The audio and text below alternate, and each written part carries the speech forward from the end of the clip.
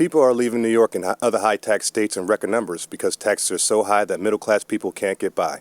When I moved to New York from Florida, I immediately noticed a large tax hike. Florida doesn't have a state income tax. New York City is double taxed with a state and local income tax living here. I am now paying thousands of dollars more in taxes every year, and that's why millions of people are voting with their feet and moving to low-tax states. Unfortunately, all of these taxes don't make my life any better. The city is not clean, public transportation is falling apart, and public safety remains an issue. It's a plain and simple people. We will continue to leaving these high-tax states in droves because they're taking our money and spending it with nothing to show for it. Until the leftist governments in these states decide to lower taxes, things won't change. Residents will continue to flee for Republican-governed tax-free southern states such as Texas and Florida. People vote with their wallets, not with their feet. Taxes matter. States should keep costs low for their citizens. The data is clear. Most Americans moving across state lines do not cite high taxes as their reason for moving, and most aren't even moving from high to low tax states. There is no doubt that population flight out of New York is real. But it's not thanks to high taxes. It's the severe underfunding and unaffordability of basic human rights like schools, transportation, housing, and healthcare. Lowering taxes across the board will do nothing to address this crisis, but implementing a meaningful wealth tax will. Each of these public goods would be easily funded by a wealth tax on ultra-high net worth individuals. New Yorkers have to ask ourselves, do we want to save multimillionaires a couple of $1,000s of pocket change, or do we want to fund the public good? Raising taxes on the uber wealthy will actually enable the legislature to lower taxes on working-class, everyday New Yorkers without compromising essential services like Medicaid or the subway. This is a question of our values. We should be building a state for the many, not the few. Raising the wealth tax is our surest way to do that. Hello, I'm David Grasso, and you're watching Bold TV. Today's burning question, should high-tax states like New York lower their taxes to stop mass migration to low-tax states like Florida? Let's meet today's panelists.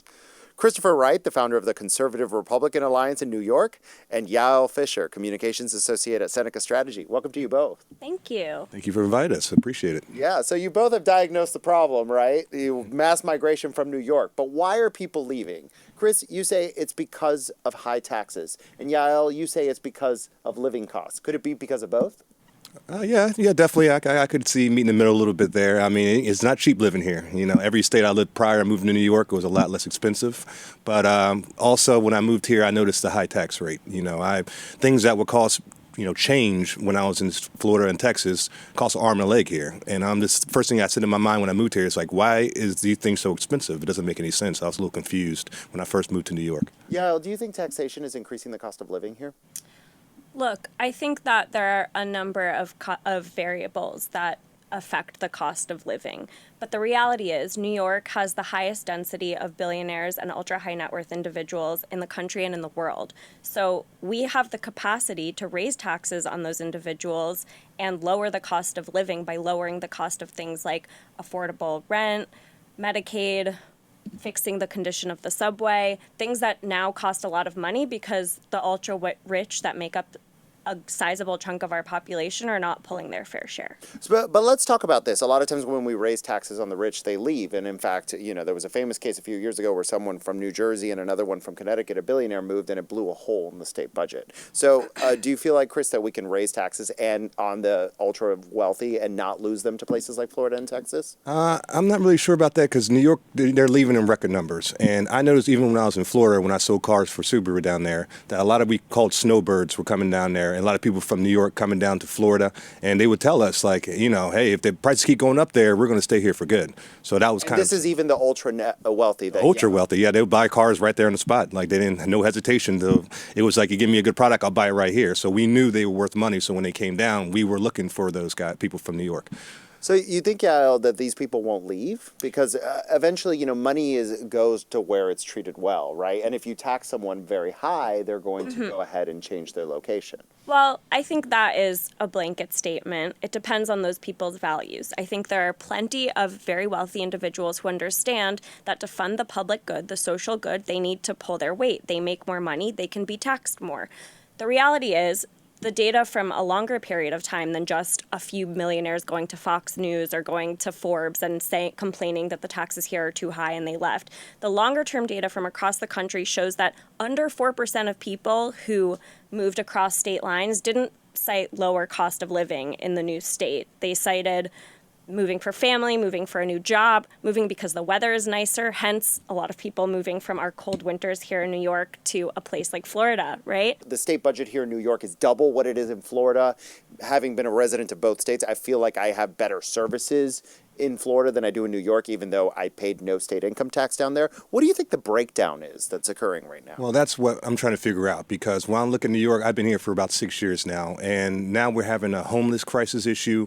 There's a lot of problems with the public transportation, and I'm wondering, where's the money going? They're not going nowhere right now when they're pretty high already. If you raise them even higher, is it really going to fix the issue? I think the root of the issue is something different. Yeah, and Yael, can we talk about maybe improving government instead of raising Sure. taxes? Because our state budget is double in New York what it is in Florida.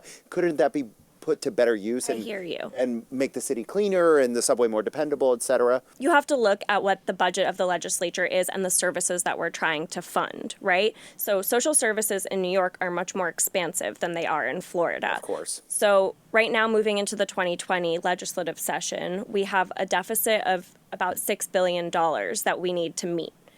The way to do that is not to cut taxes. If we don't raise taxes on the ultra wealthy, then that deficit will continue to grow, and vital programs like Medicaid are going to be underfunded, and hundreds of thousands of people are going to be left without care. My whole thing is, the way I look at it is, taxes are very high here and my street is not safe nor clean. Right, but that's because taxes, we can't really be talking about taxes as this overall same for everyone, right? We have a progressive tax here in New York. People with the lowest income bracket pay 4% of their income, and then it tops out at about 8.82%, right? The reason that our services are not funded as well as they should be is because that top cap is too low. People who make $200,000 are paying the same amount in taxes as people who make millions and billions of dollars every year. You think soaking the rich is the answer to this, or? I honestly, I don't really think that's the issue, because, when it comes to the rich, the reason why they're rich is because they know how to handle their money. So what they're going to see, if their state's got a higher tax rate than a lot of places where they can live, they're going to find a way to make moves so they can make the most of their money. I think it's a problem just not going to be easily fixed by just higher taxes, in my opinion. If I can just respond really quickly to that, I just want to say that New York has had some of the highest taxes in the nation for decades, and we still have the highest percentage of billionaires and ultra-high net worth individuals in the country and in the world. So if high taxes were going to correlate with billionaires making a mass exodus, it would have happened already. Okay, well, guys, thank you so much for joining us for this very spirited panel. Thank you so much. No, thank you for your time. Thank you for having me. Yeah, and thank you for watching and being here for today's panel. Have a great day.